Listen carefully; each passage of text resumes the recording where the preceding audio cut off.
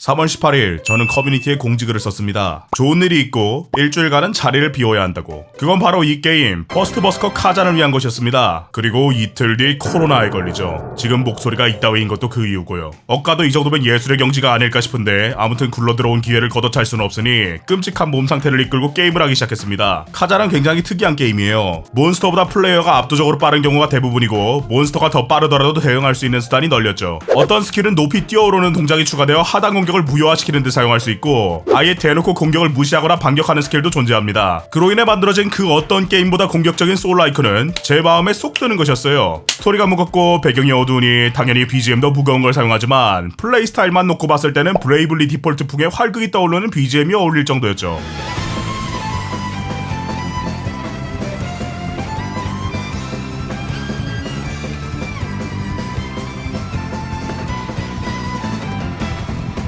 물론 인간형과 괴물형의 상대법이 좀 다르긴 합니다. 인간형은 공세가 끊기는 순간 스태미나가 순식간에 차오르고 괴물형은 스태미나가 회복되지 않는 대신 깎아야 되는 절대치가 높거든요. 우선 인간형부터 볼까요? 인간형을 상대하는 방식은 간단합니다. 공격을 주고받다가 이때라 싶은 순간에 내 스태미나를 한개까지 끌어모아서 쳐박는 거죠. 적들도 공격을 할 때 일정량의 스태미나가 소모되고 직전의 비등으로 대응한 뒤에는 강인도가 현저히 낮아지니 공세 타이밍을 잡은 순간 적이 그로기 상태가 될 때까지 몰아치는 거예요. 이걸 해냈을 때의 쾌감은 이루 말할 수 없는 것이었습니다. 괴물형은 좀 더 안정적으로 플레이해야 하죠. 대부분의 괴물형 몬스터는 경직에 걸리지 않으니 길게 보고 운영을 하듯이 나만의 콤보를 때려 넣은 뒤 물러서는 걸 반복하는 거예요. 이 괴물형을 상대할 때도 나름의 전략적 요소가 있습니다. 부위 파괴 시스템이요. 부위 파괴를 하면 괴물이 큰 데미지를 입거나 긴 그로기에 빠져서 훌륭한 딜 타임을 제공해주거든요. 특정 부위가 파괴됐을 때 패턴이 변한다면 더욱 좋았겠지만요. 물론 이렇게 공격 일변도로 플레이하다 보면 굉장히 지루해지는 타이밍이 옵니다. 내가 하는 플레이가 굉장히 단조롭게 느껴지는 순간이요. 세트 아이템에 스킬이 달려있긴 한데 그게 빌드를 크게 바꿀 정도는 아니라 결국 무기를 바꿔서 해결할 수밖에 없었습니다. 그 외에 빌드에 영향을 끼칠 만한 건 맵 곳곳에 있는 아이템으로 언락하는 블레이드 팬텀뿐인데 그것도 전부 수치를 일정량 조절해주기만 하니 플레이 스타일을 바꾸기에는 무리가 있었죠. 이 게임도 그걸 알고 있는지 스탯 초기화 아이템을 넉넉히 쥐어주고 스킬 초기화는 언제든 가능해서 빌드를 갈아타는 게 그리 어렵지는 않았어요. 보스전은 훌륭합니다. 처음 시작하면 대체 이걸 어떻게 잡아야 할지 막막한데 몇 번만 트라이해도 금방 보스의 템포에 적응돼서 주도권을 잡을 수 있거든요. 후반부로 가면 갈수록 보스의 피통이 괴랄해져서 대체 내가 때리고 있는 건지 어떤 건지 알 수 없어질 때가 많긴 한데 이 또한 공격적인 플레이 스타일이 더해지니 그렇게 피로감이 느껴지진 않았습니다. 물론 4페이지로 구성된 몇몇 보스들은 적응하는데 굉장히 오랜 시간이 걸리고 공격 일변도인 게임에서 방패를 든 보스 그리고 그냥 지랄이 천직인 보스들도 있었지만 결과적으로는 적응하면 어떻게든 되더라고요. 문제는 메인 보스 외의 것들이 정말 별로라는 거예요. 우선 엘리트 몬스터가 존재합니다. 일반 몬스터의 효과 하나 덧붙인 버전이고 보상도 특별한 건 없죠. 이놈들의 가장 큰 장점이라면 죽으면 부활하지는 않는다는 점일 겁니다. 사이드 퀘스트의 보스들은 대부분 이전 보스들을 재탕해서 사용하는데 이 보스들은 페이지 2에서 시작한다는 점과 몇몇 패턴만 다를 뿐 이전에 잡아왔던 것과 똑같은 것들이니 맥이 빠지더라고요. 특히 스토리상으로 굉장히 중요해 보이는 포인트가 몇 군데 존재하는데 그곳마저 재탕 보스를 사용하는 건 정말 짜치지 않을 수가 없었어요. 보스의 대부분이 재탕이라면 나머지는 뭐냐고요? 잡목과 엘리트 몬스터입니다. 파밍도 아쉽습니다. 일단 상자가 맛이 없어요. 상자에서는 단순히 랜덤하게 장비 몇 개를 쥐어줄 뿐이고 큰 변화를 줄 만한 아이템은 존재하지 않죠. 몇 번 정도야 상자에서 좋은 게 나오지 않을까 기대하면서 가는데 그 이후에는 단순히 갈아버릴 아이템 1, 2, 3으로 보이게 됩니다. 상자보다 길에 떨어져 있는 고등급 아이템이 훨씬 더 가치있게 구성된 것이 정말 아쉬웠죠. 하지만 그것보다 더 아쉬운 건 세트 아이템이었어요. 정확히는 세트 아이템을 파밍하는 방식이요. 이 게임에는 보스별로 세트 아이템이 존재합니다. 그 외에 몇 개 정도 일반 세트 아이템도 있죠. 하지만 세트 자체에 스킬이 달려있는 건 대부분 보스 세트 아이템이고 이 스킬들이 생각보다 쓰는 맛이 있어요. 물론 보스가 한 번에 모든 세트 아이템을 드랍하지는 않죠. 그러면 어떻게 해야 하냐? 반복 노가다. 내가 원하는 세트를 주는 보스를 계속해서 잡는 거예요. 사이드 퀘스트에서 세트 아이템의 제조법을 얻을 수는 있지만 이 제조법에도 결국 보스가 드랍하는 특수 소재가 필요해서 보스를 계속해서 잡는 건 필연적인 일이 되죠. 문제는 이 소재마저 랜덤 드랍이라는 겁니다. 마치 온라인 게임처럼 다음 업데이트까지의 시간을 벌기 위해 어쩔 수 없이 넣은 노가다 같은 느낌이 들었죠. 다행스럽게도 이 장비는 한 번 만들면 다른 장비를 갈아 넣어서 장비 레벨을 올릴 수 있으니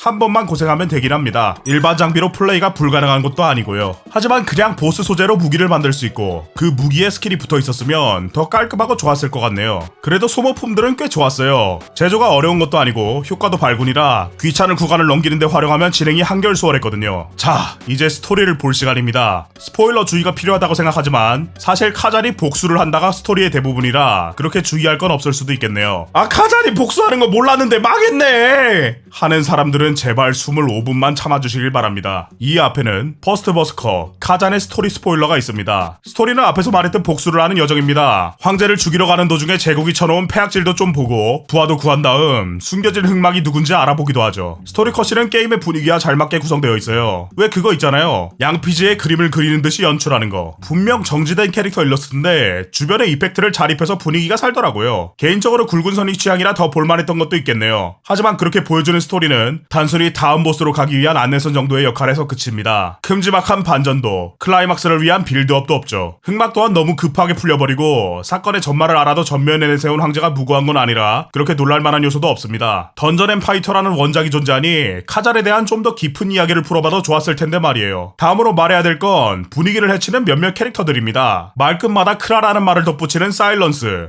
내 가족들 도와줘, 크라. 다른 용족이랑 다르다, 크라. 인간 싫어하지 않는다, 크라. 라크리마송을 부르는 블레이드 팬텀처럼요.